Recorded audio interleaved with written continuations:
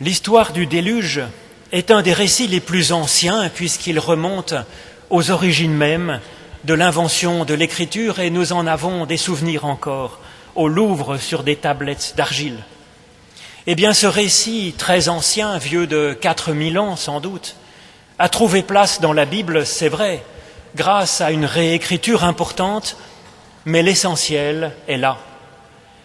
Dieu en a assez de la méchanceté de l'homme et il envoie une sorte de gigantesque chasse d'eau pour régler le problème.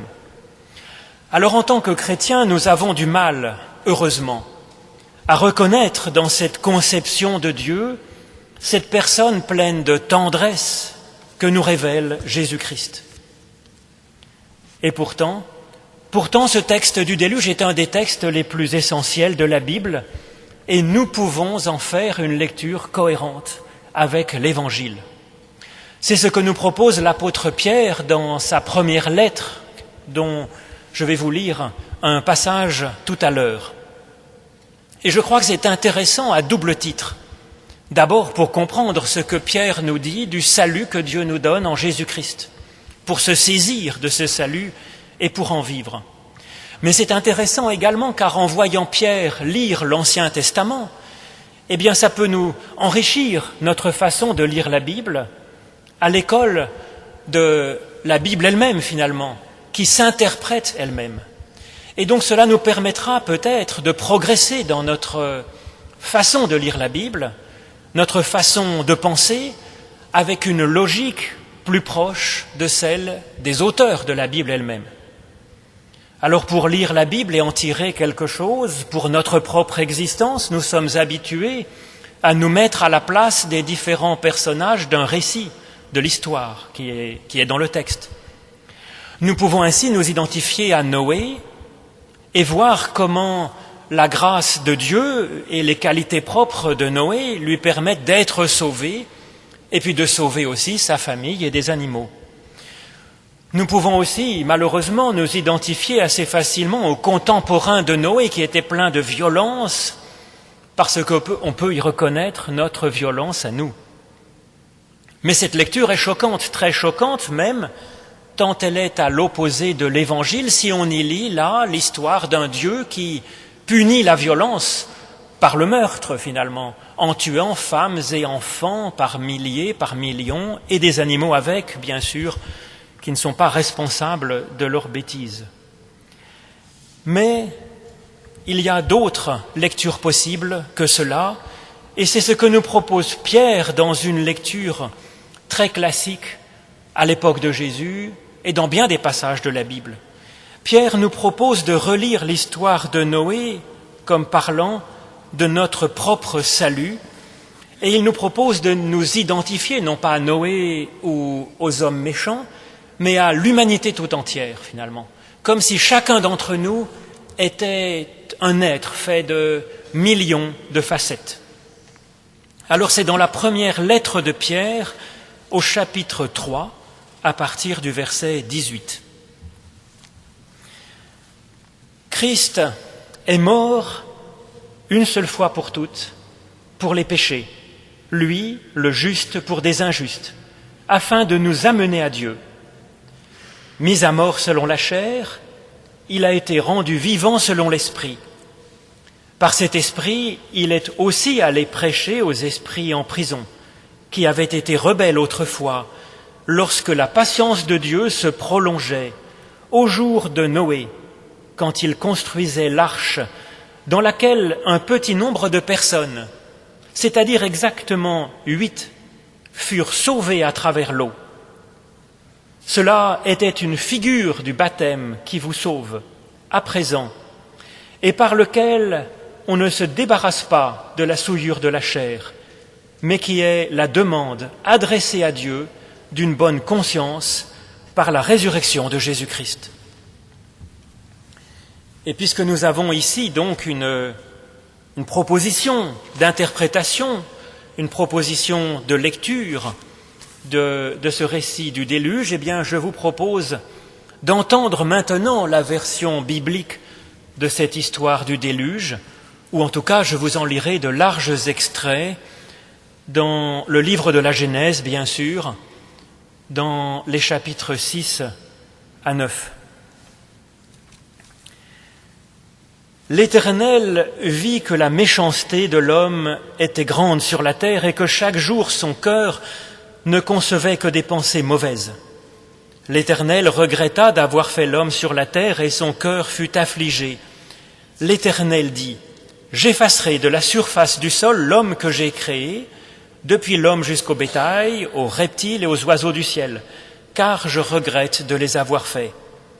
Mais Noé obtint la grâce de l'Éternel. Voici la génération de Noé. Noé était un homme juste et intègre parmi ses contemporains. Noé marchait avec Dieu. Noé engendra 3 fils, Sem, Cham et Japheth. La terre était corrompue devant Dieu. La terre était pleine de violence.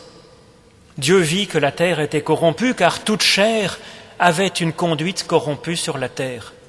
Alors Dieu dit à Noé : j'ai décidé de mettre fin à tous les êtres vivants, car la terre est pleine de violence à cause d'eux. Je vais donc les détruire avec la terre. Fais-toi une arche de bois de gopher, tu disposeras cette arche en cellules et tu la couvriras d'un enduit au-dedans et au-dehors. C'est ce que fit Noé. Il agit en tout point comme Dieu le lui avait dit.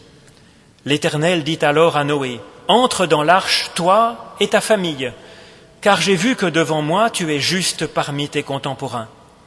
Prends auprès de toi 7 couples de toutes les espèces pures de bêtes, mâles et femelles, un couple des bêtes qui ne sont pas pures, le mâle et sa femelle, 7 couples aussi des oiseaux du ciel, mâles et femelles, afin de garder en vie leur descendance sur toute la terre. Car dans 7 jours, moi, je vais faire venir la pluie sur la terre, 40 jours et 40 nuits, et j'effacerai ainsi de la surface du sol tous les êtres que j'ai faits. Noé agit en tout point comme l'Éternel le lui avait dit.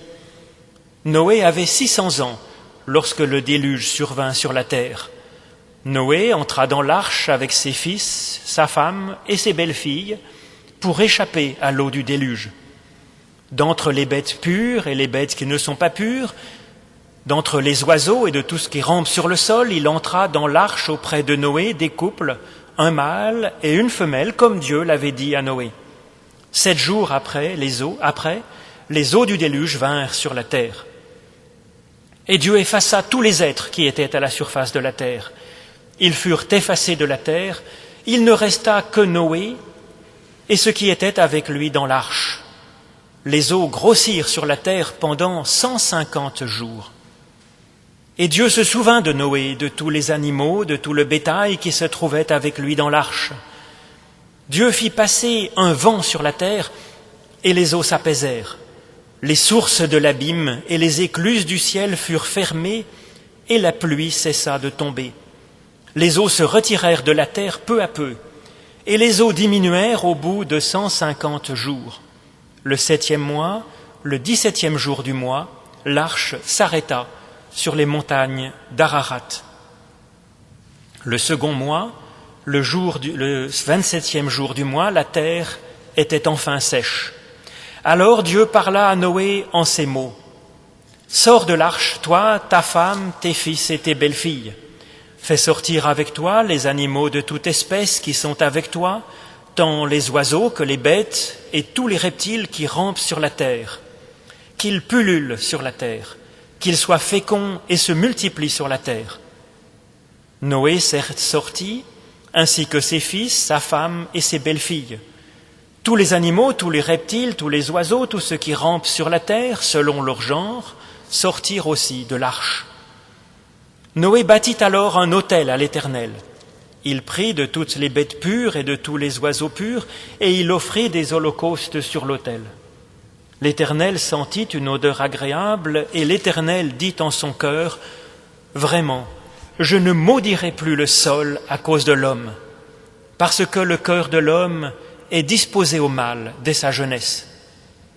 Et je ne frapperai plus tout ce qui est vivant comme je l'ai fait. Tant que la terre subsistera, tant que les semailles et la moisson, le froid et la chaleur, l'été et l'hiver, le jour et la nuit, ne cesseront pas. Dieu bénit Noé ainsi que ses fils et leur dit : soyez féconds, multipliez-vous, remplissez la terre. Vous serez un sujet de crainte et de terreur pour tout animal de la terre, pour tout oiseau du ciel, pour tout ce qui rampe sur le sol et pour tous les poissons de la mer. Car Dieu a fait l'homme à son image. Et vous, soyez féconds, multipliez-vous, peuple de la terre, multipliez-vous sur la terre. Dieu parla encore à Noé et à ses fils avec lui en disant : quant à moi, j'établis mon alliance avec vous et avec votre descendance après vous, et avec les êtres vivants qui sont avec vous, tant les oiseaux que le bétail, et tous les animaux de la terre, et tous ceux qui sont sortis de l'arche, avec tous les animaux de la terre. J'établis mon alliance avec vous. Il n'arrivera plus que toute chair soit retranchée par les eaux du déluge, et il n'y aura plus de déluge pour détruire la terre. Éternel, ta parole est une lampe à mes pieds, une lumière sur le sentier de toute ma vie. Et je vous propose de chanter au psaume 66b, ce psaume « Vous tous les peuples de la terre », les 3 premières strophes de ce psaume 66b.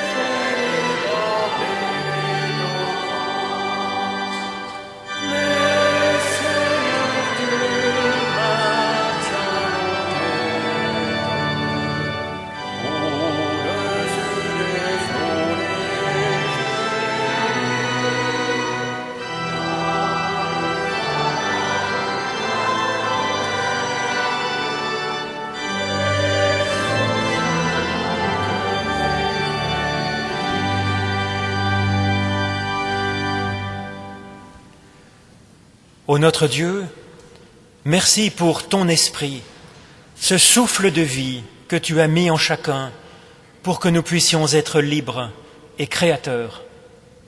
Merci pour cet amour qui nous précède. Fasse qu'il nous inspire des paroles et des actes qui te réjouissent. Éclaire-nous, ô notre Dieu, purifie-nous, renforce-nous, ressuscite-nous.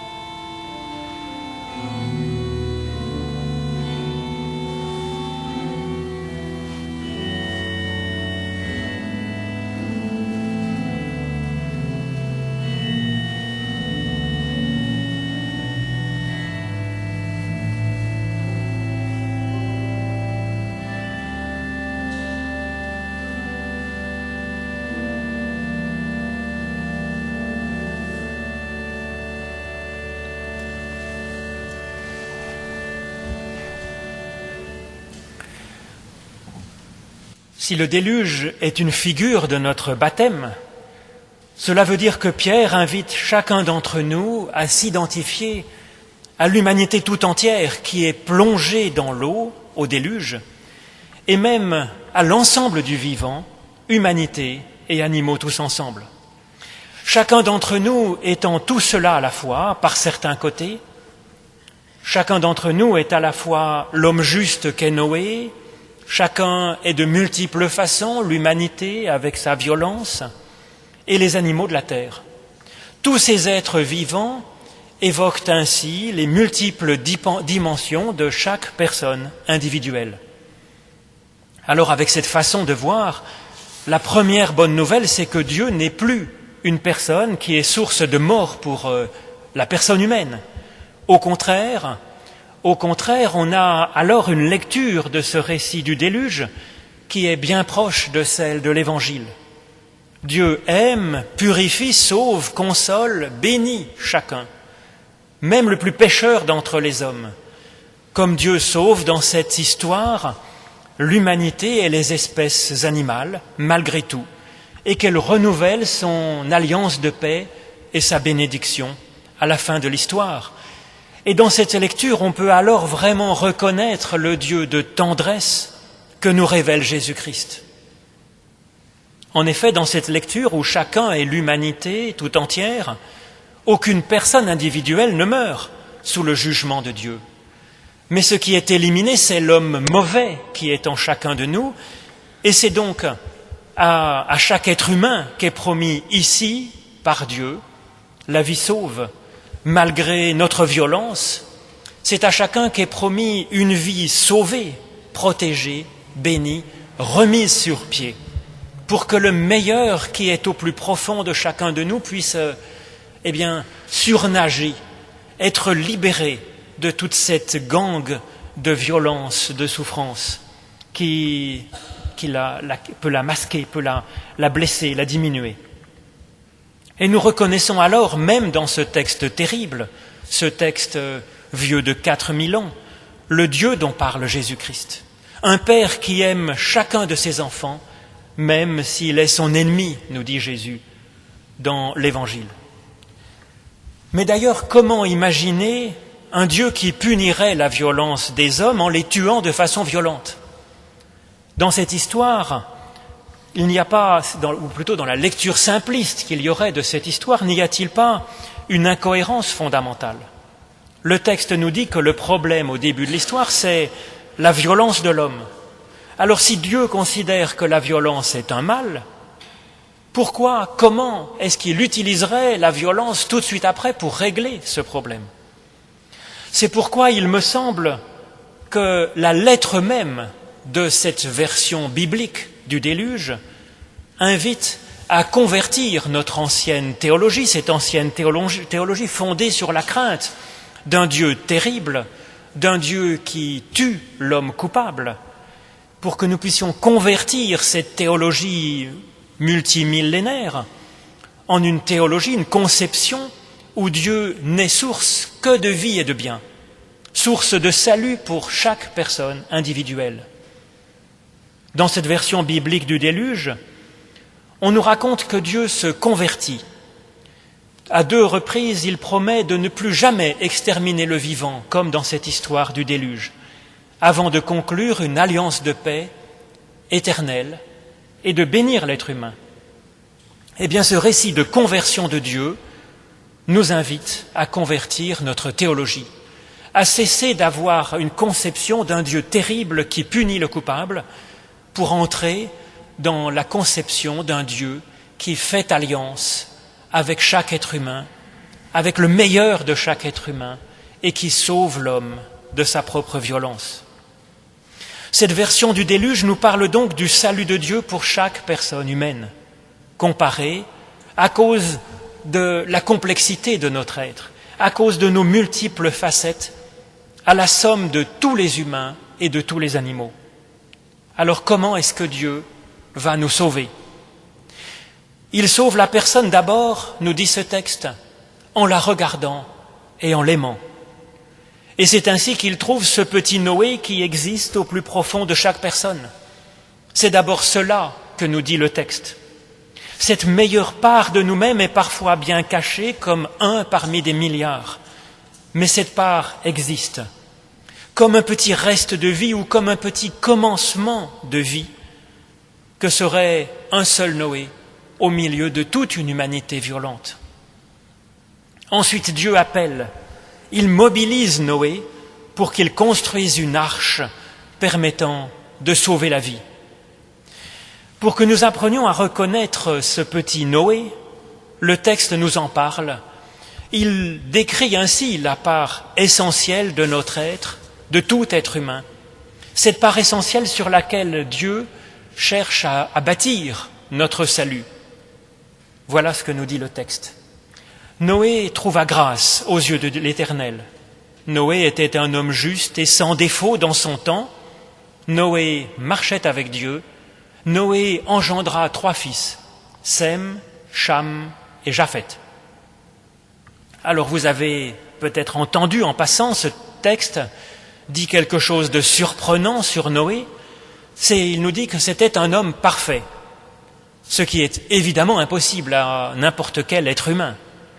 Mais encore une fois, ce récit de la Genèse fait de cette histoire un type, comme le dit l'apôtre Pierre, une allégorie finalement de notre être. Et si Noé est présenté comme impeccable, littéralement, c'est pour évoquer une réalité qui existe en chacun de nous, ce qui est juste et bon en chacun de nous. Dieu se débrouille donc pour dénicher ce qui est juste dans chaque personne humaine. Et il y a déjà là, dans ce regard de Dieu sur nous, comme un déluge qui passe pour nettoyer la conception qu'on peut se faire de l'être humain et de nous-mêmes, pour garder ce qui est bon, ce qui est juste, ce qui est parfait en nous.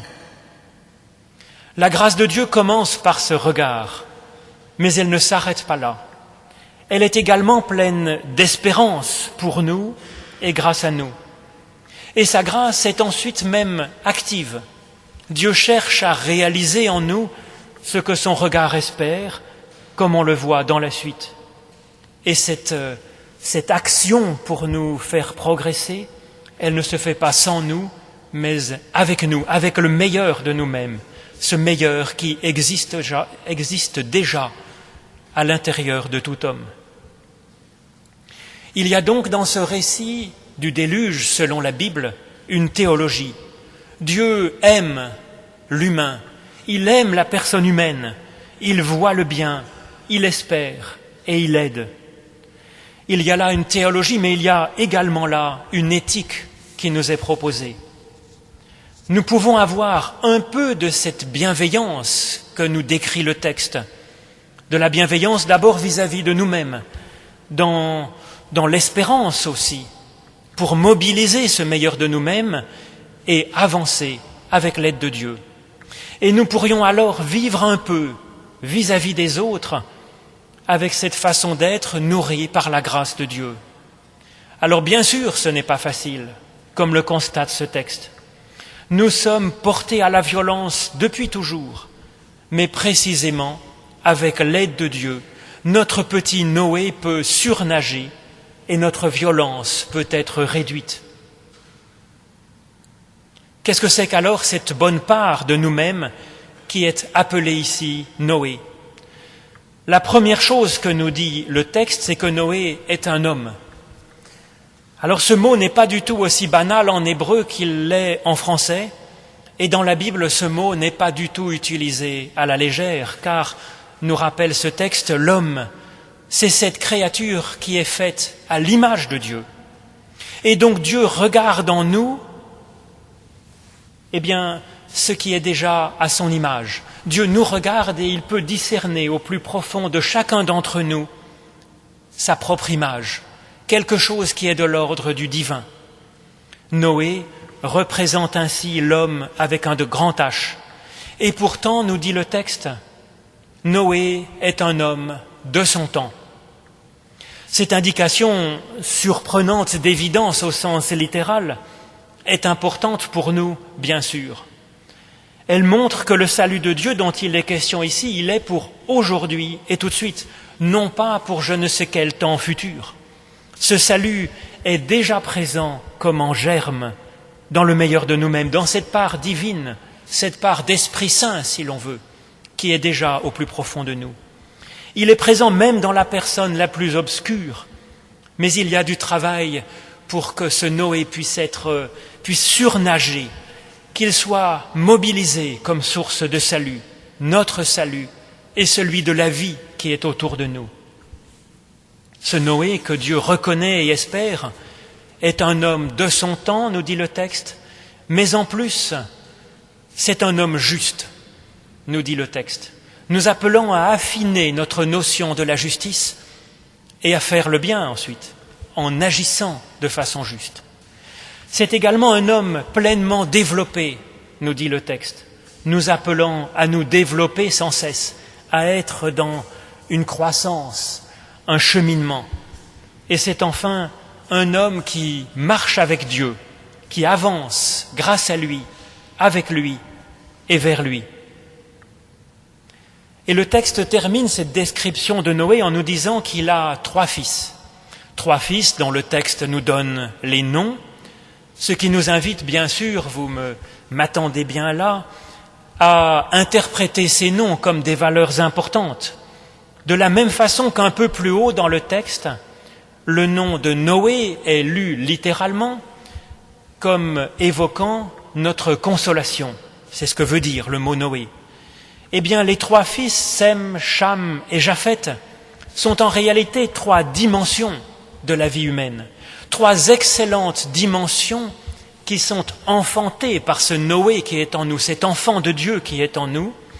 3 excellentes dimensions de Dieu que Dieu bénit et qu'il cherche à sauver et avec qui il compte pour que la vie l'emporte sur la mort.